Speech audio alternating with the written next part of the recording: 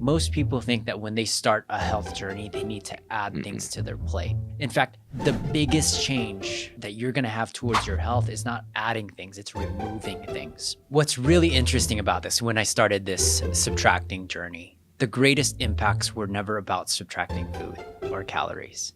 The greatest impact that happened with my clients was subtracting things that took away from their time. When you unlock that, then you have the ability to add very cool things. And now we get to the fun part, ads. Keith, I can ask you, like, all of the things that we can add, if there's a menu of 10 things, how do you know which one to do? Keith, what is the one habit that is destroying your health right now? It's this right here in my hand. All right, run me through, because I feel like there's there's studies where if you drink just the right amount, you're going to live for a long time. And then there's Yeah, but the problem is drinking the right amount. Yeah. That's the problem. By the way, guys, if you guys don't think that's a problem, it's because, and Keith is not the only one. Yeah. And it's bad when you have a coffee like buddy too. Oh my gosh. I don't even know why I texted you and asked you. You know, I just got him. You didn't answer, and I just got him. It's like saying, "Hey, dude, I got some donuts. You want me to go grab some for you?" I'll say, "Of course, I'm going to say yes, Keith. I never said no." That's when you know something's wrong with me. Yeah. We're like, say, hey, he said no. Oh, Does he have like coffee cancer or something? Yeah. You know what I mean? I feel like I have coffee cancer right now. Oh man, for sure. Yeah, guys, I drink a lot of coffee. Keith drinks a lot of coffee. That is a habit that I think that I also need to improve on. Yeah. So we'll hold each other accountable for sure. Starting tomorrow. Well, we're gonna learn the framework. Framework today. Yeah. And then we're going to start tomorrow. 100%. Really quick, I thought about this the other day. If your coffee was talking to you, what would it say? I wonder what your coffee says. Mine would definitely say slow down. It says slow down? Yeah, because I just I'll rip through it. Yeah. Yeah. My coffee is like David Goggins, dude. Oh, he yells at you. He yells at me. Yeah. He's like, "You're not even doing anything, man. Get to work." Mine's more like believe in me. Like, you don't have to drink this much of me. Like that's what dude, it's like. It whispers weird things. Yeah, it's like single task is for weak people, man. Yeah. Go multitask. Black, right? because you drink black coffee, right? 100%. Yeah, black coffee talks very differently to you than other types of coffee do. Yeah, the lattes. The lattes. They're like, yo, come chill, man. Yeah, they all have different kind of words for it. Take a nap. Yeah. The lattes. Do you know that at once a year I run the Thanksgiving turkey trot? Yeah. And it's my one time a year, like, because it's really early in the morning, I go to Starbucks and I just get one of those like the sugar bombs. One? Sugar you bomb. Would, dude. And I drink that on an empty stomach, and then I go do the run. And it's like a reward. It's like the one time I get to like try what other people like drink in the morning. Yeah. There you go. You're human like the rest of us. Yeah. I'm not gonna lie. I've tried the pumpkin spice latte. Yeah, that's probably what I'll get this year. Really? Unless they have I usually get like the new one. I'm not like a new one every man. year. I'm trying to figure it out. It's just not. It's just like a treat. It's like a one time a year thing. Yeah, you know, treat is black coffee for me. Yeah. It's probably because I'm just weird. Yeah, no, I love it. Right. Okay, so guys, speaking of coffee, and speaking of habits, today is really going to be all about habit stacking. And I think I'd like to define what habit stacking means to us. And if someone gets it right, what are the potentials for their health? Because I think a lot of times it's not just a single habit that's going to create this massive transformation. It's an accumulation of habits. And we know that, and I know that, and probably you guys are listening to this and you guys know that. I feel like our clients struggle figuring out how to stack habits. Mm-hmm. So today, Keith and I have a framework that we use specifically for like busy professionals, busy parents, because we are that.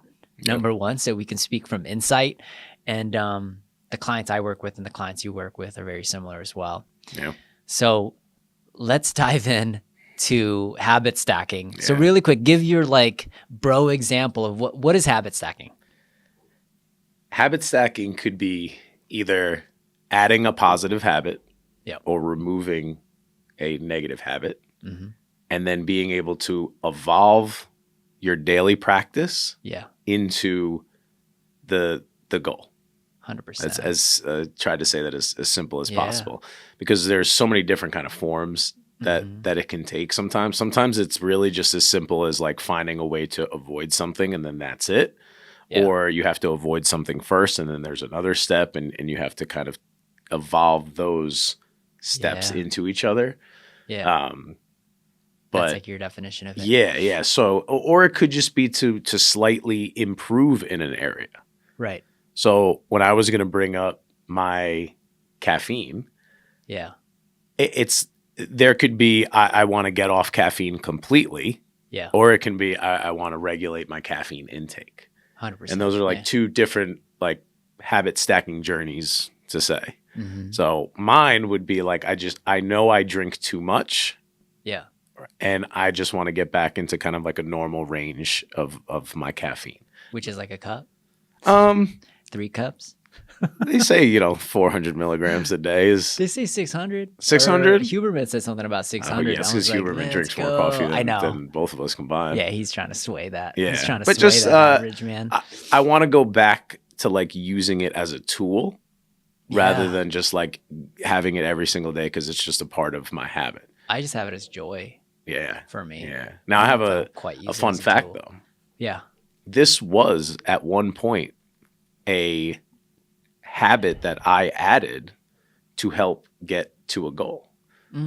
I started drinking black coffee and fasting like 10 years ago to lose weight. Catalyst, yeah. And it was to cut calories and do my fasting. Mm-hmm. And it worked and I had good success for a while. And then that coffee in the morning, several cups because it was always to curb my hunger. Yeah.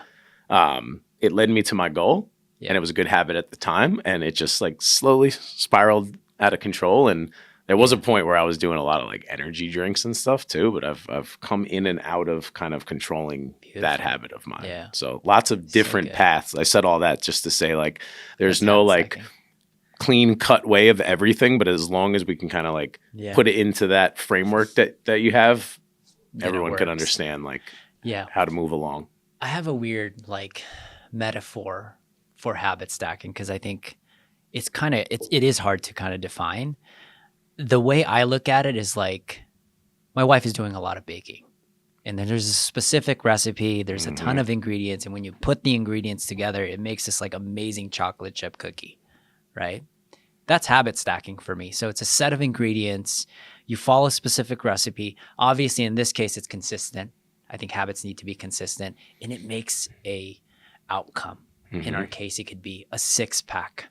In our case, it could be losing 10 pounds or getting off your medications. That is the final cookie part. That's how I like to think about it. And when we get brand new clients, a lot of times the way we do this is we follow a framework.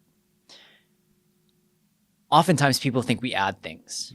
That's actually my last thing, the add and multiply stuff. We first actually subtract first. We subtract habits first, and then we divide, and then we add, and then we multiply. I think the thought of adding is what holds a lot of people back from even starting. 100%. Because obviously if you're too busy to do what you want to do, the idea of like, oh, now I'm going to have to do this, I'm going to have to do this and this, it's just like, it's so overwhelming. And I think that like, that helps that procrastination of just putting it off a little bit. Like, oh, I'll do it when I have a little bit more free time. Exactly. And like that free time's never going to come. Yeah. Dude, most people think that when they start a health journey, they need to add things to their plate. Yeah. And in fact, gotta simplify it. Yeah. In fact, the biggest change that you're going to have towards your health is not adding things, it's removing things. I want to explain from experience for me, but also explain experience from some of my clients of some of those habits. And then you can share your habit that you removed. One particular habit that I removed was actually removing TikTok and Instagram off my phone. I'm not saying that it's a bad thing or a good thing, but I just noticed significantly how much time I got back. And it's not like a little bit. It got to a point where it was actually really uncomfortable having this much amount of time because now you have this other voices like, what are you doing with your time, man? Coffee's telling me, is like, go do something, man. Go do something with your life. Make a podcast. Make a documentary. Go do 1,000 burpees. So there's that, there is that part. It's not all like sunshines and butterflies. When you get your time back, there's this other version of you that starts to speak differently, right? So one of the habits that I removed for myself, but also for a lot of my clients, is essentially mindless entertainment time. And it's massive. You're not getting like 1 hour back. You're getting days back. Yeah. It's pretty wild. What's the one thing that you've removed? Or maybe you could piggyback on it.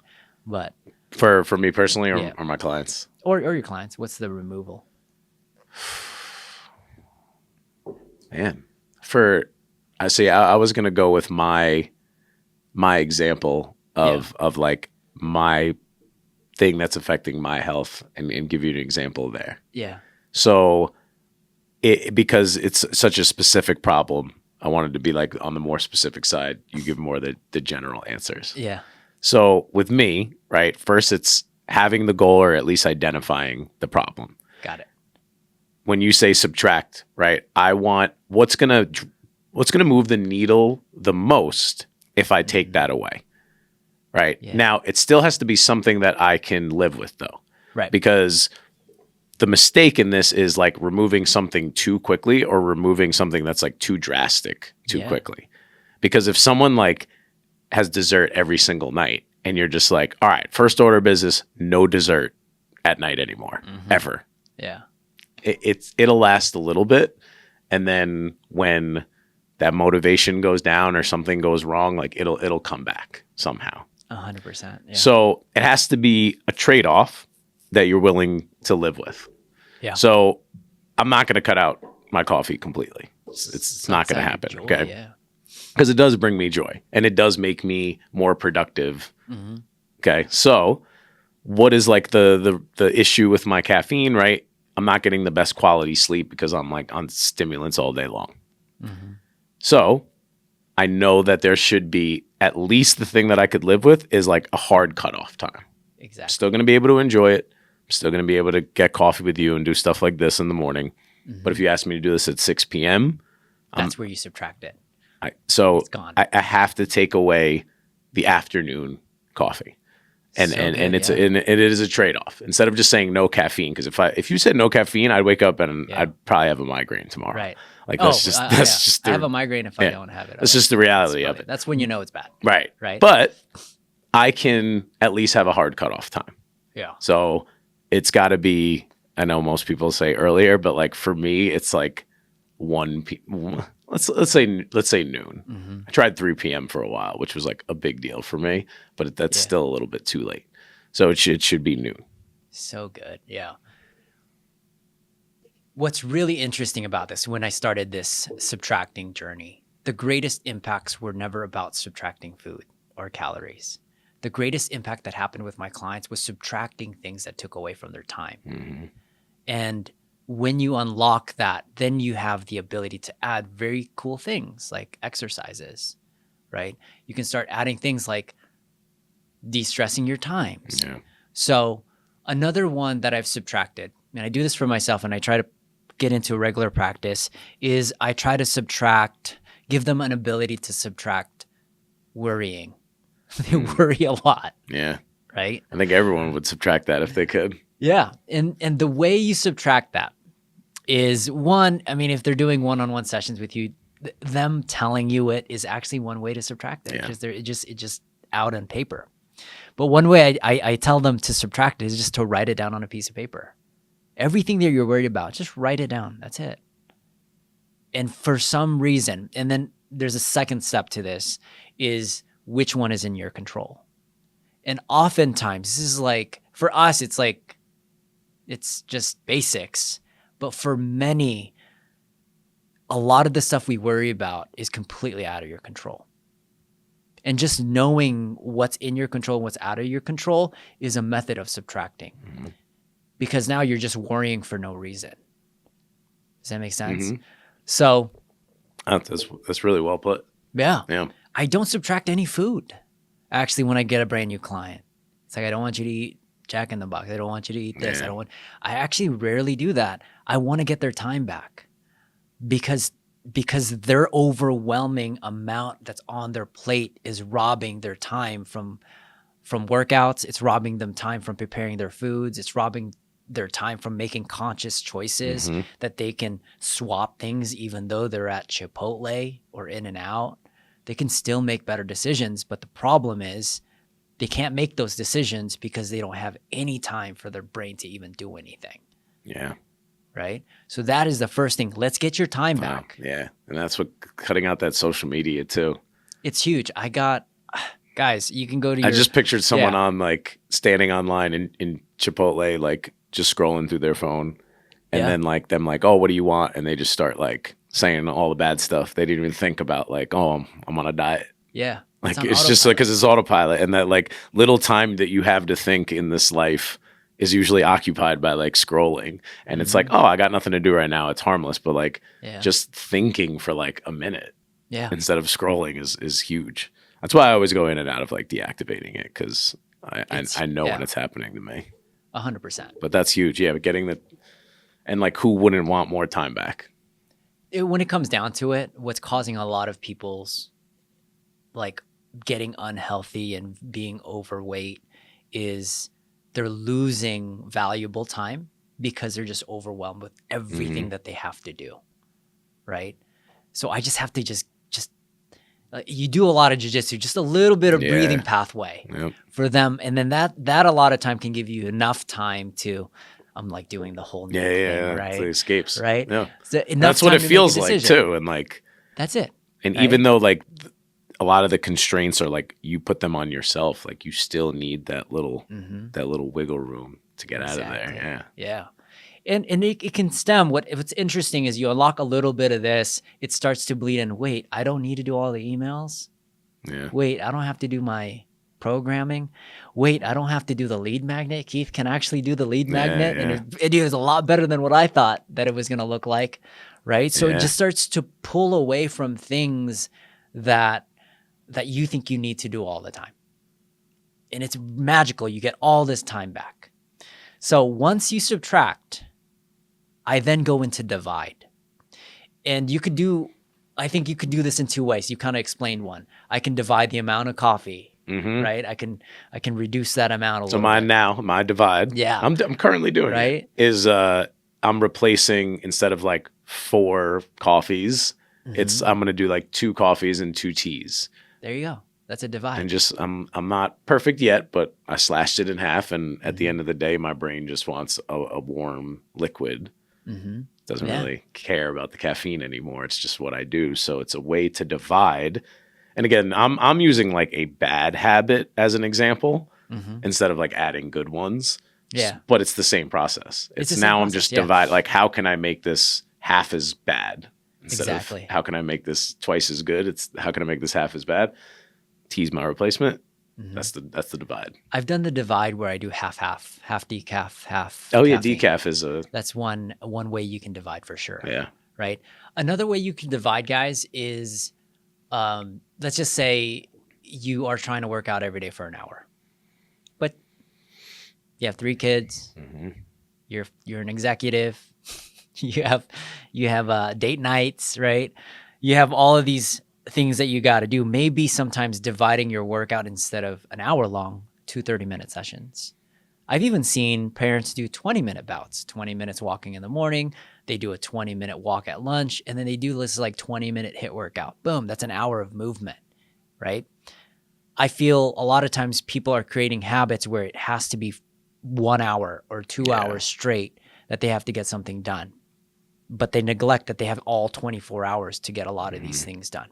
So sometimes taking the habit that is like your gold standard, which is 1 hour of a solid workout, and dividing that into 2 sessions and 3 sessions might be your best case scenario at the moment. Right? So, I mean, how have you used that as a parent? I was going to say it could even be less perfect than what you said. Right. Where it's like, and I do this with, I'm very bad at like house projects, like being a man of the house. That's just not my thing. Like something breaks, I'm like, I don't have the tool for it. And I put it off and do all this stuff too. So that's like I'll be like, I got to work out. I'm not doing that. So again, it's just the same problem, but if you're doing it with work and putting off your workouts, I do it with like chores and house stuff. Right. So a lot of the times is like, yeah, that's going to take me an hour. I don't have an hour right now. Yeah. It can be as imperfect as just starting the task. I like it. There's actually a theory. There's actually a theory. 2 minutes. Yeah, there's a theory. I think it's the Ziegler effect. I think it's called. It's probably not right. But it's like if you start a project, you're more likely to finish it instead of just like putting it off. So even if it's just like you go into that workout and you just do like the 10-minute warm up, like you accomplish more than doing 0 minutes of the workout. And now you feel a little better. You're like warmed up. You're maybe that's just like you're stretching for the day. Yeah. But just like getting it started and not being like, oh, it has to be perfect. It has to be completed. Just starting the task, doing one tiny little thing for that task. It'll at least start that like snowball effect. Yeah. It's a psychology thing too. I've even had clients, I just add, hey, let's just put your shoes on. Yeah. Like, don't put your dress shoes on. Put your workout shoes on. Like in the morning, on the weekends, just to see what happens. Just eat breakfast in them. And their steps just go way up. You're like, what? It's a simple thing. You could just divide massive tasks and just break it down to its most microscopic like piece and just doing that. Right? I think sometimes the biggest mistake is like they think they have to do the ultimate thing, the monstrous thing. I was speaking with Kyler. We had like a side combo. He's dealing with some demons and monsters as a trainer outside his life. And we were doing some coaching sessions. And then we broke it down to its most like primitive, like smallest piece. And what he said, I had to write down. He's like, when I cut this monster down in size, it's no longer a monster. And I was like, did he just drop a bomb on me? Yeah, that's a bar. Bro, that was a bar. That was a hard bar. And I had to write it down. I was like, Kyler, I was like, okay, how do I apply this to every aspect of my life? So it not only applies to your own habits, but it also, what's really goes, it can apply to your stresses too, right? You can divide your stresses. How simple can I make these stresses look? And then boom, that's a habit as well, right? Yeah. So we got into the divide side. So guys, if you guys are watching this, think of items that you can subtract right away to gain some of your time. Take some of the habits that you think is really large and compress it and divide it to its most minimal form, whether it's a habit or it could be a stress. And now we get to the fun part, ads. Yeah. Okay. Keith, I can ask you, like, all of the things that we can add, if there's a menu of 10 things, how do you know which one to do?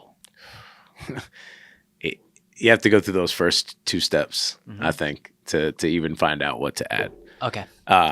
Because this kind of that same rule with you don't want to take away like anything too quickly. You don't want to add too much too fast because then it could kind of kill your momentum. Where you've done the subtract, done the divide, you're in a good place. Now you try and like add too much too fast. Yeah. Things can kind of go off the rails. So it's got to be something that you can add into your stack. You got a big stack right now. What can you add that's like absolutely doable every single day? So good. Okay. And it again comes with trade-offs. If you want the coffee example, this is something I've done in the past, and I know I need to add it into what I'm trying to do today, or my example today, which was cutting off that window. Yeah. I know that 90-minute window in the morning from when you wake up should not have caffeine in it. I've done it before. There's plenty of studies. I've done it before. If you wait, put off your caffeine for 90 minutes, then have your first serving caffeine, you will not be as like tired later in the day. And I've done it, and it's a fact. So good, that's something now that once I'm like okay with my half tea, half coffee, once I'm okay with my cutoff time, then it's time to add that little window in the morning. And maybe it's not 90 minutes at first. Yeah. Maybe it's just like 30, because honestly, my routine is waking up and making coffee. 100%, so maybe go 30, maybe go 60. What am I ready for? So I have to kind of like grade it. So I think if you told me tomorrow morning to wait 90 minutes, I would do it because it's day one. Right. But I don't know if I'd be able to do it day 2 or 3 or 4 or 5 because it's a lot for me. Some people will be like, yeah, I wait 2 hours every day. That's nothing. But for me, maybe I just start with 30 minutes, see how much water I could drink in the 30 minutes, and then I get my coffee. Maybe in a week, that goes up to 60. That goes up to 90. So it's got to be, you need the information from the rest of our equation here to figure out what needs to be added and how committed you are to add that thing in every day, because we don't want to slow this train down. So good. I have another framework for this. Gosh, man. This is like Inception. I'm a weird frameworks inside of frameworks. Because I like to simplify it. And I think this is when a coach becomes extremely valuable, because now they have their insight. They've applied a lot of the things, and they can triage which of like the 10 things that you can add that's going to bring the biggest value. And I think I have 3 filters. 1, time. How much, if I took on this habit, how much time will it take? Right? The second category is effort. How hard is it going to be? Is it going to be pretty easy, or is it going to be like effortless? Right? And then the other side is like joy for me. Is it going to bring me joy, or is it going to bring me anxiety? Like, for instance, we could just be like, hey, dude, if you just ran 5 miles a day, you would lose this much. And it's probably true, but I just got anxiety. I got anxiety that hearing example. it. Even if it was a mile a day, I'd be like, oh, chill. Right? So I think when you start to ask yourself, like maybe rate it from 1 to 10. Right. And with that example too, like if you're talking to a marathon runner, they're like, okay, I'll do 2. I'll do that. I'll do 5 a day. Like that's nothing. But that's a different scale than me right now. I'm not running 5 miles a day. So that scale is just so subjective to the person and those previous steps. But doing these little exercises and rating it and doing these filters and these frameworks is a part of that process. Yeah. I want to add one more, I forget. Time, effort, joy, also return on investment. I forgot about that. That's probably the biggest one, right? But return on an investment is like how much positives is it bringing into my life if I do that? So let's just three basic examples can be like adding the 10,000 steps into your habit wheel, eating a protein in every single meal can be another one, or another one is just like not having your phone for an hour right before you go to bed, right? You ask yourself and just rate those. Everyone's going to be a little bit different. Rate it in time, rate it in effort, rate it on joy, rate it in return on investment, and you'll actually find the habit that you really want to accumulate. So when you find that, Keith, you do the 10, how many habits do you experiment? Do you do like top 3? Like what do you normally recommend? I go one thing at a time. I go as simple as possible. And if you're a rock star and you're like just every single day just like checking it off and you're like, yeah, this is really easy, then maybe it's just like we just got to loop back around and all right, that habit's just like a little too easy. We'll increase it. But to me, it's if you can't do step 1 for 7 days in a row, then like how could we even add a 2 and a 3? So I like to take really small steps, and again, it's up to how easy that habit was and how like kind of good the system is that we've built around that habit to implement. Like how is it? Coffee thing. If I do it tomorrow and the next day, and then 3 days go by, and then all of a sudden I'm like, oh, I forgot in 3 days. And I look at the end of the week, I'm like, I did my habit 2 times today. Like the next step wouldn't be like, all right, I'm going to go 2 hours now. It's like, I haven't even mastered the basics of this one practice yet. Right. So let's make sure that that's really there before we move on. So it's one at a time. And especially when you've gotten to the level that you're already at right now, when you're adding something in, one at a time. What are some like disadvantages of testing too many experiments? Oh, it's just that filter system. Right. There's how could you kill the time? Like how could you do all of that if you're just working on too many things? And obviously you're working on something that is not natural for you. It's out. If you need to stack habits, it's out of your comfort zone. Yeah. So if you start doing too much things that are out of your comfort way zone, too high already, and then the joy is way too low. Like, I don't want to work on every. I got a lot more than caffeine that's wrong with me, but like I just want to do this one thing right now before I move on to the next one. What we just explained there was actually the recipe for a lot of people that are losing 100 pounds and gaining it all back. Mm-hmm. They did all of the habits. It took a lot of time. It took a lot of effort. It robbed them from their joy. And when they got to the results, they still feel the same. Mm-hmm. They thought they were going to be more joyful when they got the results. But the whole time they got to that weight loss goal, they were miserable. And this is like when you start seeing the big yo-yo dieting side. Yeah. That's why you and I practice the one habit at a time method, because it requires minimal time, minimal effort, and lots of joy. And then we just observe. And here's also the other thing that I noticed, and I've done the 7 habit stack and 3 and 1.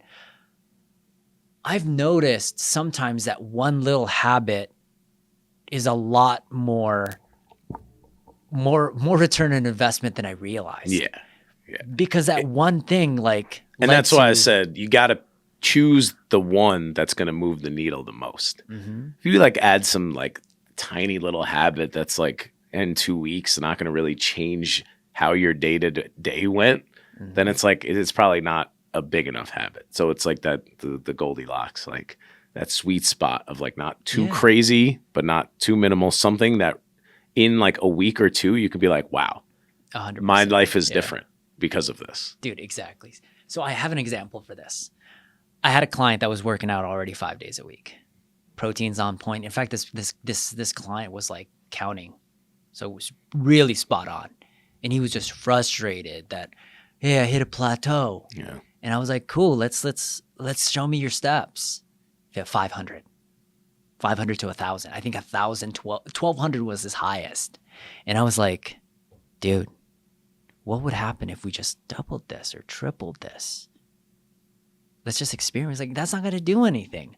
We don't know. Let's just try it for 2 weeks and see what happens. Guess what happens to his weight loss? It quadrupled. He started losing 2 pounds, 3 pounds, 4 pounds from that one little habit. Yeah. Right? And I think that's the power of sometimes the small habit. You don't realize how large of an impact it can do. He not only did that, he found ways where he can make that walk funner. I started listening to this I started listening to your guys' podcast, because our podcast can sometimes go for an hour long. Yeah. So he was like, dude, everything that you've told me was exactly this. And I was like, yeah, I know. We're just, what I'm telling you, I'm telling to the world. Yeah. And it's as simple as that. So yeah, sometimes, and here's the other side. Maybe the habit that you add didn't have that big of an impact. So now it's okay, maybe it's something else. I got a great quick example, because your client reminds me of me. Mm-hmm. One of the best examples of using Subtract is I was like that. My macros are perfect. My plan is this. My logbook says this or whatever. Yeah. And my old coach was like, all right, stop doing all that. Stop track. So you stop tracking for 2 weeks. Because I used to track everything. I'm obsessed. Yeah. Stop tracking for 2 weeks. It was the hardest thing I've ever done. Because it was what led me to success was being obsessed with everything. And then it was just stop tracking. Just eat when you're hungry for the next 2 weeks. Yeah. He was I'm not going to send you the workout into the day of, you don't know what you're doing. And it was, and I felt like a different person on the other side of that. Yeah. And it's one of the, so sometimes you could think that your habit is really positive, but sometimes when you look into it, it could actually be the thing that's causing some stress, and just working on not doing something that you put time and effort into doing can actually give you some benefits. What you just did there was also, I think you added a little bit more joy into your formula. And you got some time back, and you got some effort back. And didn't know that it would have done that. I thought I was doing the right thing. Right? I track, I care. This is why I'm successful. And then it's stop doing all that. Yeah, a really quick way to just rob the joy is do everything right, your time and effort, and then on the back end you have a negative result. Right. right? That just destroys your life. But I think it requires, one of the things, the bravest things that you guys can do is to question the good habit that you're doing, right? And ask yourself, is there another way that may be less, that requires less effort, less time, and bring potential joy and give me like more of a return? One particular habit for me was reading 10 pages a day. Right? Yeah. For a while, it took like the whole 75 hard I got into this mode, and it robbed me out of the joy, because sometimes I want to read for more than 10 pages. Yeah. So like, why would I read?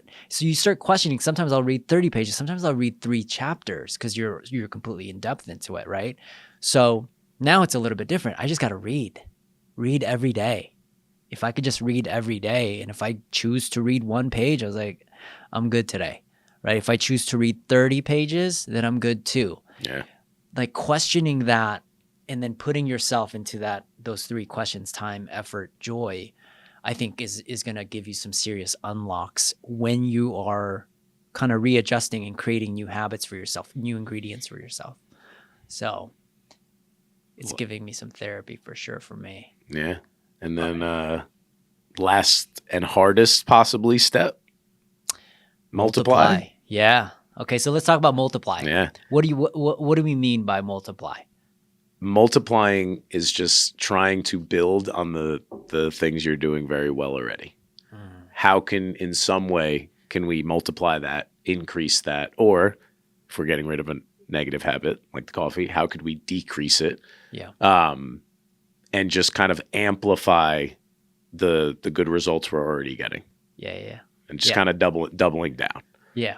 So like maybe there's a day, I did it once last week. No coffee, just tea. That's big for me. That's a multiply day. Yeah. That's a multiply day. And then that could multiply into decaf coffee day. Yeah. That can multiply into, wow, I'm not going to drink caffeine today. I think I could do it. Mm-hmm. And that's how that multiplies. Right. Yeah. And you just got to make sure that at some point when you're on autopilot with this multiplication, this habit, that this formula doesn't reverse itself. Exactly. So when you guys do it in this particular order, the multiplication is easy. I feel a lot of times, a lot of people just go right into multiplication. Yeah. Going from 0 workouts, I'm going to do 15, or I'm going to do 5, from 0 to 5. Let's just do 3, dude. Chill. Yeah. Like, let's just do 3, right? And then going from 3 to like, let's add 2 days where you're walking or playing a sport. That's a multiplication right there, right? Because I think when you get into the multiplication stage, it requires a lot of effort. And it requires double the time, triple the time, right? So it's like making sure that this is the final piece, but sometimes this multiplication can create a body type that you've never experienced before. Going from like 4 days a week to like two days, I do 2 days. Yeah. Oh, now you're training like an athlete. Now your body's going to start looking like an athlete, right? What people don't talk about what athletes is athletes love what they're doing. They're passionate about that. So you're missing the joy part. You're missing the effort part. Like, don't just like imitate what David Goggins is doing. Right. I guarantee you, he probably loves what he's doing. Yeah, he says he hates it. He hates it. Yeah, but dude, loves it. Yeah. There's something about it that he loves to do. He's drawn into it. He doesn't love doing it. He loves like being able to tell people that he did it. He did it, and that's like that's a real thing too. So it's like you can find also something outside of your 3, 4, 5 workouts that also brings you joy, that stacks on this habit of being a healthy person and being and moving and following a nutrition plan. And the goal from the beginning can evolve, and it evolves in that multiplication last step. Exactly. So those are like the workouts are easy to multiply. Mm-hmm. On the nutrition end, you can multiply the amount of veggies you eat. You're like, instead of just eating one veggie, dude, like let's just eat a veggie in every meal. Yeah. Let's go see what happens. And you're like, dude, I'm not even hungry for the 3rd meal. Cool, then just don't eat. You probably don't need it. Like just because you're full doesn't mean you have to eat another one. Your body's recognizing you're full. So this multiplication end can be done for a lot of places. It could also be done in your sleep. You're like, hey, instead of doing like 3 breaths right before you go to bed, what happens if we did a 10-minute yoga session at night or a breathing session at night? What would happen? Let's run it for 2 weeks. You do this enough times. Every week, every 2 weeks, you subtract, you add, you divide, you multiply. One of those doesn't have to be all 4. Okay, like chill out. Just pick one. Experiment for 2. You do this over a course of a year. I honestly think 99% of people would be at a different healthy state if they just followed this. 99%. But the truth is people won't do it. Okay, and for some weird reason they won't. Primarily because no one's holding them accountable. Yeah. Or the system, the desire and the motivation for the goal is like, it's not to take away, like if you can't do it, it doesn't mean that you don't want it. It's just that there's not like a system built and there's no accountability for that system there. And no one's tracking it. You're not seeing the progress. Guys, I'm saying all of this because Keith and I are doing something that we haven't done before, which is giving you guys access to work with us on an online basis, because we are doing this in Las Vegas with our own clients, but I think we can also help you guys. We've never done it really before. We never really opened up these slots, but what we're doing is we're opening up a few. We want to see if we can do this not just here in Las Vegas, but potentially I don't know where you guys are at, but I've seen some Australia people that are watching us. I've seen some people, dude, they tell you on the analytics where these people are, like Minnesota, New Hampshire. I'm like, no way. That's the amazing part. We said we were, clowning on social media before how it's bad for you. There's some really, really good positives to it. And it's reaching a lot of people that you wouldn't be able to do if they 100%. Didn't live in your city. Yeah. And they'll clip the context of delete social media. Guys, there's actually...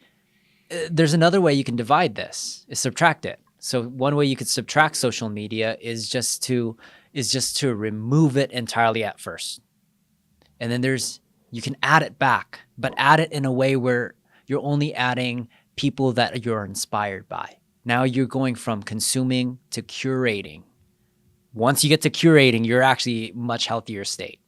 Right? So you're just like, I'm going to follow Huberman. I'm going to follow Dr. Dispenza. I'm going to follow Brooke Castillo. I'm going to follow Keith and Royce's podcast, right? That's different. Once you're there, there's a third level, which is creation, right? So now you start to create things. So what you guys are seeing that are doing, we're doing this from like, we get you. I deleted my social media. I have it back. You can watch it, but I don't consume. I only create. And if I do consume, I'm only curating content that I want to feed my brain because I want to get ideas and inspiration to create content like this, right? So well said. So that's like, guys, if you want to work with Keith and I, we're opening up slots for the very, very first time. We'll make probably at some point a separate page for it so you guys can actually apply, because also we know we have a specific demographic we want to work with.